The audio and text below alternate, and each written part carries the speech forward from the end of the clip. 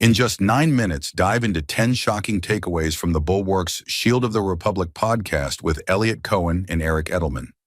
Discover the pathetic military parade Trump wanted, why he fired America's best, and how we tariffed penguins by mistake. Stay ahead on Trump's controversies, foreign policy risks, trade blunders, and history wars. It's all here.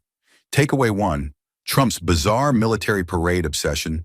Eliot Cohen and Eric Edelman talk about Donald Trump's strange wish to hold a huge military parade in Washington, D.C. This would take place on June 14th, which is both Trump's birthday and the anniversary of the United States Army.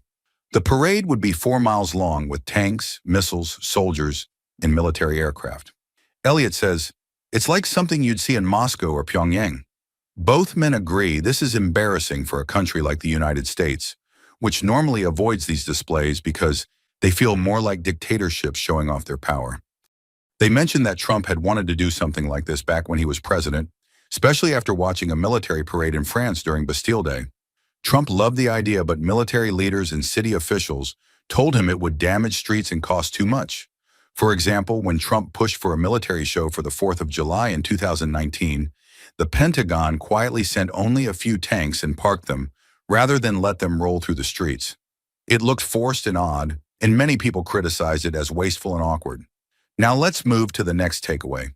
Takeaway 2, the NSC purge conspiracy madness. The podcast shares a deeply disturbing story about how Trump loyalists are trying to take over important national security jobs. A far-right influencer named Laura Loomer, who has spread wild conspiracy theories in the past, is now leading a push to remove top military and security officials she calls woke or disloyal. Eliot says it's a loyalty test, not a competence test. The goal is not to pick the best people for these crucial jobs, but to fill them with those who support Trump without question. Because of this effort, General Timothy Ha, head of the National Security Agency, and his deputy were fired. Admiral Shoshana Chatfield, a respected military representative to NATO, was also removed from her position. These officials were accused of supporting things like diversity and inclusion programs, which some Trump supporters now claim are signs of weakness or betrayal. Now let's move to the next takeaway. Takeaway 3, Trump's pointless penguin tariffs. One of the oddest and funniest parts of the discussion is Trump's idea of putting tariffs on McDonald Island and Heard Island. These are 2 tiny icy islands near Australia with no people living on them. Only penguins. Eric jokes, we're tariffing penguins now. This happened because Trump's trade team, known for making hasty and poorly researched decisions, listed these islands as possible threats to American trade. What makes this even sillier is that these islands are nature reserves protected by Australia. The only visitors are scientists studying wildlife and glaciers. These places are so remote that a supply ship only visits them once every few years. No one sells anything from there, and there's no business or trade happening. Adding a tariff is meaningless and just shows how careless Trump's trade policies were. Now let's move to the next takeaway. Takeaway 4, trade power shift hurts the Constitution. Eliot and Eric have a serious debate about how trade policy decisions have moved from Congress to the White House. Eric says the Founding Fathers would be shocked if they saw how much power the president now has over trade. In the past, trade rules were created and approved by Congress, as the Constitution intended. Now the president can raise or lower tariffs without any votes from lawmakers. Eliot warns, this is what happens when Congress stops doing its job. Both men think this is dangerous because it lets presidents start harmful trade wars with no serious limits. For example, Trump placed heavy tariffs on steel and aluminum, hurting businesses in the U.S. and making products more expensive for ordinary Americans. This kind of action should have been debated in Congress, but instead it was decided by a few people around Trump, leaving the public and lawmakers powerless. Now let's move to the next takeaway.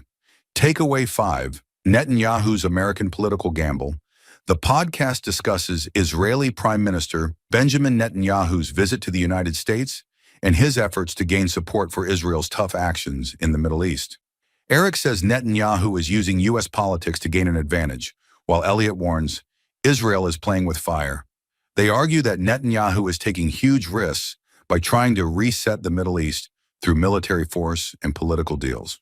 For example, Israel recently launched airstrikes against targets in Syria, and Lebanon, raising fears of a larger war with Iran-backed groups like Hezbollah.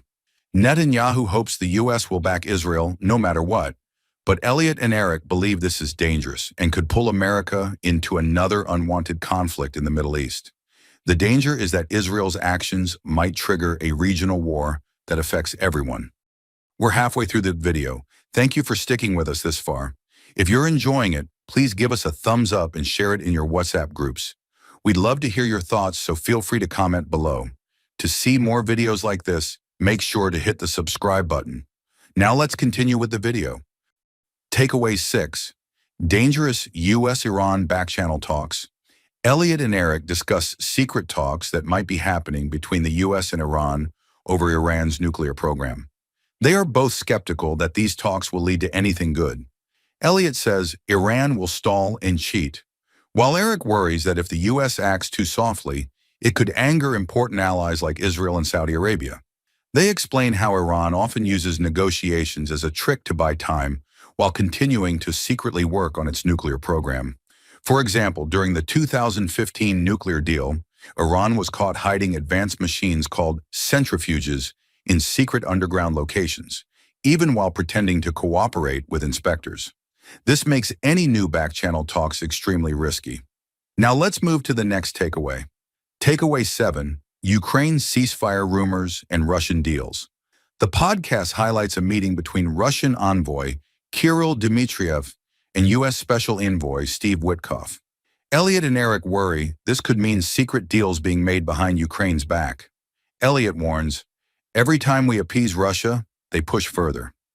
They believe a quick ceasefire deal could let Russia keep parts of Ukraine it has captured, making it harder for Ukraine to recover those areas later. For example, in 2014, after Russia invaded Crimea, a ceasefire was signed, but Russia stayed in control of Crimea and kept attacking Ukraine in other places. Eliot and Eric think this kind of deal teaches Russia that aggression works and encourages more bad behavior. Now let's move to the next takeaway.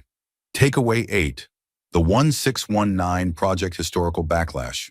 The podcast responds to viewers upset with Eliot and Eric's earlier criticism of the 1619 Project, which claims America's true founding was in 1619 when the first African slaves arrived, rather than in 1776 with the Declaration of Independence.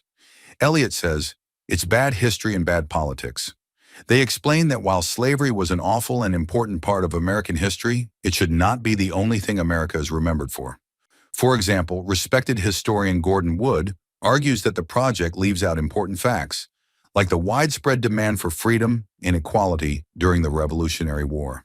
Eliot and Eric think the project simplifies history in a way that divides people rather than bringing them together. Now let's move to the next takeaway. Takeaway 9. Israeli democracy faces real danger. Eliot and Eric talk about how Israeli democracy is being weakened under Netanyahu's government. Eliot says the government is trying to control judges and limit the power of the courts, which is very dangerous. Eric warns, you cannot claim to be a democracy while silencing half your people. For example, new laws in Israel now allow parliament to override Supreme Court decisions with a simple majority. This makes it easier for Netanyahu and his allies to pass laws without any checks or limits. This is something unheard of in other democracies and has caused huge protests in Israeli cities like Tel Aviv. The fear is that Israel might lose its democratic character. Now let's move to the last takeaway. Takeaway 10. Trump's economic self-sabotage. Eliot and Eric explain how Trump's trade war ended up hurting the U.S. economy more than it helped. Trump raised tariffs on many imported goods, including steel, aluminum, and Chinese products. This made prices go up for American businesses and families. Eliot says, it's economic suicide. Other countries, especially China, hit back by placing tariffs on American goods. This hurt U.S. farmers and manufacturers. Here is a brief introduction about Eliot and Eric. Eliot Cohen is a prominent academic and former State Department counselor, known in think tank, military, and policy communities. Eric Edelman is a former U.S. ambassador and high-level defense official, respected in national security and diplomatic fields.